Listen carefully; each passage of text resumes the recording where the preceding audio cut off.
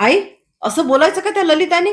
काय झालं का एवढं चिडायला? काय अरे मी भाजीवाल्याजवळ भाजी घ्यायला गेली, कांदे घेतले, पटापटा आली आणि मला फटाफट बोलायला लागली. असं काय बोलली ती? म्हणे की जळगाव तशी बाई नाही पाहिजे म्हणे. याच्यानंतर तुमच्या घराशी माझा कुठलाच संबंध नाही आहे म्हणे. आपली मैत्री तुटली म्हणे. अशी बाई असते का म्हणे, असा स्वभाव असते का म्हणे. हा बरोबरच तर बोलली ती.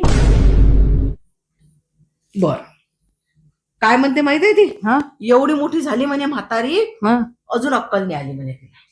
अगं ते अक्कल तर ठीक आहे, पण म्हातारी कुठे झाली तू अजून? अरे आई, ती मला नाही बोलली, हे सगळं तुम्हाला बोलली. काल तिच्या सासूला तुम्ही तिच्या चुगल्या सांगितल्या ना? नाही ग बाई, मी नाही चुगल्या बिगल्या सांगितल्या. मी कशाला चुगल्या सांगू? मी तर भजन करायला गेली होती.